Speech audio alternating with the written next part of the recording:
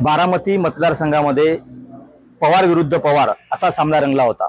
आता सिंदखेड राजा मतदारसंघामध्ये शिंगणे विरुद्ध शिंगणे असा सामना रंगण्याची शक्यता आहे। डॉक्टर राजेंद्र शिंगणे यांच्या पुतणी म्हणजे गायत्री शिंगणे या सुद्धा आता राष्ट्रवादी पवार गटाकडून सिंदखेड राजा मतदारसंघातून त्यांनी या ठिकाणी रणशिंग फुंकला आहे। आपल्या सोबत स्वतः गायत्री शिंगणे आहेत, आपण त्यांच्याशी बातचीत करणार आहोत। ताई, काय सांगाल? तुम्ही स्वतः अनेक दिवसापासून मतदारसंघामध्ये फिरतायत, दौरे करतायत, काय समस्या जाणवल्या तुम्हाला? समस्या तर भरपूर आहेत। आज तुम्ही जसं बघितलं, आपण जनक्रांती मोर्चा घेतला। मोर्चाचा उद्देश हाच होता की आपण बरेच प्रश्न मांडलेत, रोड म्हणा, रस्ते म्हणा, त्याच्यानंतर शेतकऱ्या वर्गांचा जो आहे तो सगळ्यात मेन मुद्दा होता। कारण की बरेच ठिकाणी आणि बऱ्याच गावात आमच्या भरपूरदा हे झालं, नुकसान झालं। नुकसानामुळे काय झालं, शेतकऱ्यांचे म्हणजे आता मी बरेच गाव आम्ही दौरे घेतोय तर लोक रडतात, आणि ते तुम्हाला माहिती आहे, आपल्याला ते बघायला चांगलं नाही वाटत की आपल्या हातात एवढं असून आपण काही करू शकत नाही। त्याच्यानंतर देळगाव राजाला पण आम्ही मागच्याच मोर्चा काढला होता, तेव्हा पण आम्ही त्यांना हीच विनंती केली होती, आणि तुम्ही तर आता बघताय सरकारला विनंती करून करून आपण थकलोय। आई बाबा होण्याचे स्वप्न अजून पूर्ण झाले नाहीत का? आई बाबा होण्याचे तुमचे स्वप्न पूर्ण करा अपोलो फर्टिलिटीद्वारे। मोफत सल्ल्यांसाठी कॉल करा 9953420359। आत्ताही बऱ्याच लोकांना पीक विम्याचे पैसे भेटलेले नाहीयेत। त्याच्यानंतर काही भागात गारपीट झाली होती, गारपीटाचे सुद्धा त्यांना पैसे अजून आलेले नाहीयेत। तसंही पिकाला भाव नाहीये। मागच्या वर्षीच्या सोयाबीन लोकांनी अजूनही तसेच ठेवलेले झाकून, कारण की भावच नाहीयेत। आता या वेळेस पण आम्ही आता आज पण जी मागणी केलेली आहे ती शेतकऱ्यांसाठीच केलेली आहे। गेल्या जवळपास 25 ते 30 वर्षापासून डॉक्टर राजेंद्र शिंगणे या सिंदखेड राजा मतदारसंघाचं नेतृत्व करतायत। काय वाटतं तुम्हाला? तुम्ही आज जो मोर्चा काढला, मतदारसंघाचा विकास झाला नाही असं वाटतं? मतदारसंघाचा विकास असा हे नाही म्हणू, 100% तर नाही झालाय, 40-50% आपण घेऊन चालू आहे। 40-50% विकास तर झालेला आहे, कारण की आता त्यांच्याकडे बरेच खाते येऊन गेले, पण लोकांची अशी अपेक्षा होती की बाबा साहेबांकडे एवढे जे मोठे मोठे खाते आले, त्या हिशोबाने आज मतदारसंघ कुठला कुठे पाहिजे होता। आमच्या मतदारसंघात MIDC नाही, कॉलेजेस नाही, ज्यांनी करू काय, सगळे जे तरुण वर्ग आहे तो सगळा बाहेर शिकायला आहे, नोकरी पाणीला सगळे लोक बाहेर आहेत। रोजगारच जर इथे रोजगारच नाही तर त्याच्यामुळे तर सगळ्यांना बाहेर शिकायला जावंच लागणार आहे।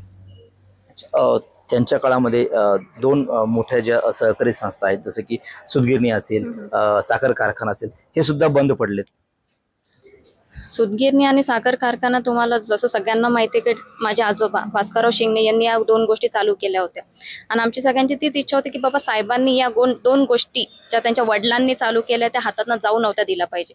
त्या बंद पडल्यामुळे रोजगार हा पूर्ण आपल्या मतदारसंघातनं कमी झालेला आहे, म्हणजे नाहीच्या बरोबर राहिलेला आहे।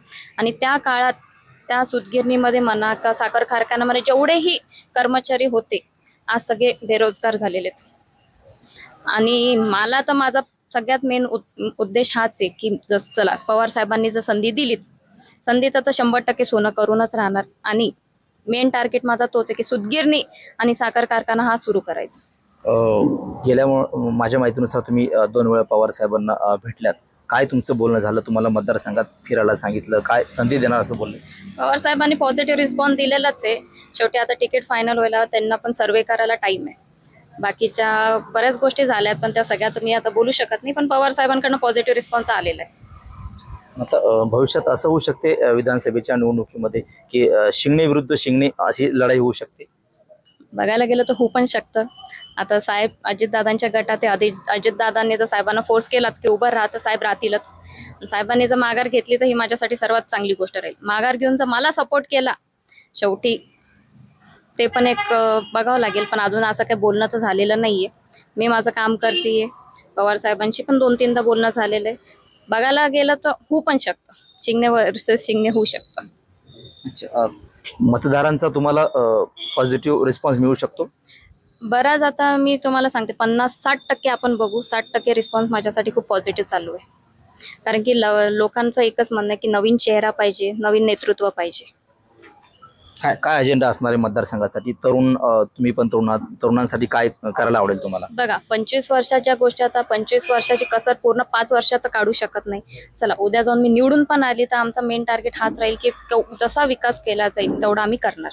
माझा मेन उद्देश हाच आहे की बाबा विकास, लोकांचे गरीब म्हणजे जेवढे आपले इथे शेतकरी लोक म्हणा, भरपूर प्रत्येक वर्गाला मदत करायची, विकास करायचा, नंतर कॉलेज आहेत, भरपूर काही गोष्टी आम्ही प्लॅन केलेला आहे, त्या हिशोबाने आमचं चालू आहे. आणि एकंदरीत पाहिलं तर तुमची विधानसभा लढण्याची इच्छा आहे? पूर्ण 100%.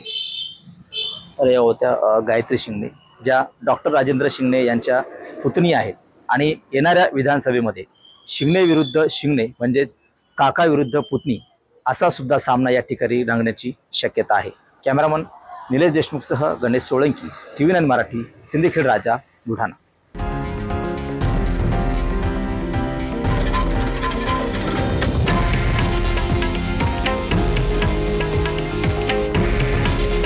हे आहे देशातील नंबर 1 न्यूज नेटवर्क आणि आपण पाहत आहात TV9 मराठी.